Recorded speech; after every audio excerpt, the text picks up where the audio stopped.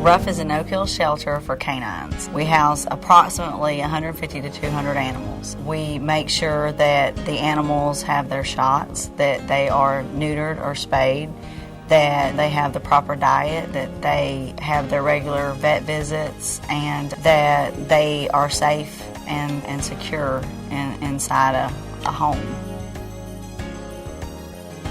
Gene and Janice Brooks founded Ruff in 2004. Their daughter, Angie, found a lost dog. And when they called the Humane Society to find out what to do, how to find the owner of the dog, they said to bring it in and they would try and help find the owners of the dog. And they said, well, what happens if you can't find the owners of the dog? And they said, well, we're going to put them down in 10 days. Mr. and Miss Brooks they couldn't fathom that. They couldn't understand why. So Miss Brooks put up posters and she started calling contacts, trying to figure out a way to find the owner of this dog instead of turning it into the kill shelter. And that's how it began. They just started taking in animals, and I think the first couple weeks they had rescued 200 dogs. It wasn't very long before we were to our full capacity. Every one of those dogs, out of her own money, she got them fixed. She got them spayed, she got them neutered, she had their shots.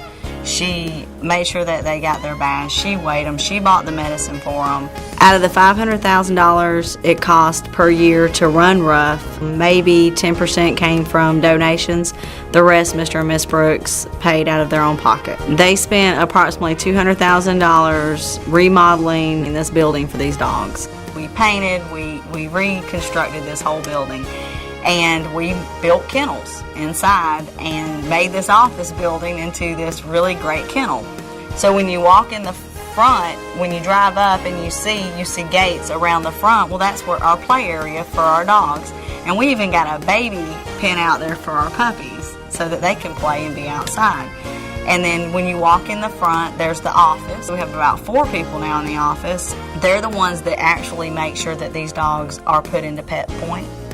That they're online on Pet Finder, so that if people who go online can see these animals, that they're up to date on their shots, that they weigh them, that they make sure that they're getting the proper food, that they make sure that their records are in order. They have to follow the procedures just like a vet office would. We have records from day one all the way till the animal is adopted, and we try and keep that file up to date with that animal after they're adopted. Then when you walk past that office, you've got rooms with animals, and usually the smaller dogs are in the front. And then when you walk through the main kennel, and there's dogs in there. And then you go to the back, and there's dogs in the back. And then we have runs in the back where they exercise and they can use the bathroom and things in that manner. We make sure that's tilled and cleaned, and we use all the safety and sanitary items that we're supposed to make sure that diseases are at a minimum. Our next goal is to build another building behind the building that we have for more room to pull those dogs out, and of course to make more room for more dogs, because every dog that comes in that we can take, we save their life. The adoption fee pays for the spay or neuter and to insert the microchip into the dog and the cost of the microchip. It does not cover room and board, vet bills, shots, payroll, any of the other bills that are required from having the kennel open. One thing that a lot of people don't know about Ruff is that the board of directors is not paid. Everything that they do that involves Ruff is purely volunteer. The building has been donated. The vehicles that they use to transport the animals to the veterinary and to different appointments has been donated. Every dollar that is spent on the dogs. So if you make a donation to Ruff, the money will be spent directly for the care of the animals.